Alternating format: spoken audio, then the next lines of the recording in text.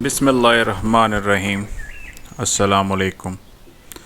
قرآن مجید کے ترجمہ و تفسیر پر ہماری زبان میں اب تک اتنا کام ہو چکا ہے کہ اب کسی شخص کا محض برکت و سعادت کی خاطر ایک نیا ترجمہ تحریر کرنا وقت اور محنت کا کوئی صحیح مصرف نہیں ہے۔ اس راہ میں مزید کوشش اگر معقول ہو سکتی ہے تو صرف اس صورت میں جبکہ آدمی کسی ایسی کسر کو پورا کر رہا ہو جو سابق مترجمین و مفسرین کے کام میں رہ گئی ہو، یا طالبین قرآن کی کسی ایسی ضرورت کو پورا کرے جو پچھلے تراجم و تفاسیر سے پوری نہ ہوتی ہو۔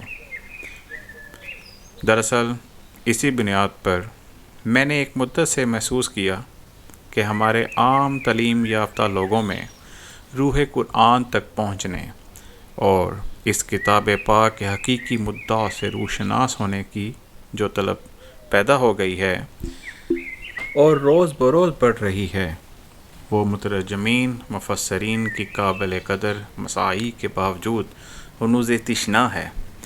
اس کے ساتھ میں یہ بھی احساس اپنے اندر پا رہا تھا کہ اس تشنگی کو بجھانے کے لیے کچھ نہ کچھ خدمت میں بھی کر سکتا ہوں۔ لہٰذا انہی دونوں احساسات نے مجھے اس کوشش پر مجبور کیا جس کے ثمرات ہدیہ ناظرین آپ کے سامنے پیش کروں گا۔ اگر فی الواقعہ میری یہ حقیر پیشکش لوگوں کے لیے فہم قرآن میں کچھ بھی مددگار ثابت ہوئی تو یہ میری بہت بڑی خوش نصیبی ہوگی۔ اول یہ کہ قرآن کا مطالعہ شروع کرنے سے پہلے ایک عام ناظر ان باتوں سے اچھی طرح واقف ہو جائے جن کو ابتدا ہی میں سمجھ لینے سے فہم قرآن کی راہ آسان ہو جاتی ہے، ورنہ یہ باتیں دوران مطالعہ میں بار بار کھٹکتی ہیں اور بسا اوقات محض ان کو نہ سمجھنے کی وجہ سے آدمی برسوں تک معنی قرآن کی سطح ہی پر گھومتا رہتا ہے، گہرائی میں اترنے کا راستہ اسے نہیں ملتا۔ یہ کہ ان سوالات کا جواب پہلے ہی دے دیا جائے جو قرآن کو سمجھنے کی کوشش کرتے وقت بالعموم لوگوں کے ذہن میں پیدا ہوا کرتے ہیں۔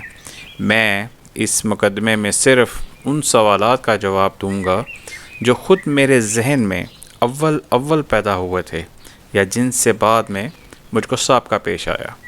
ان کے علاوہ اگر کچھ اور سوالات بھی جواب طلب باقی رہ گئے ہوں تو ان میں سے مجھے آگاہ کیا جائے۔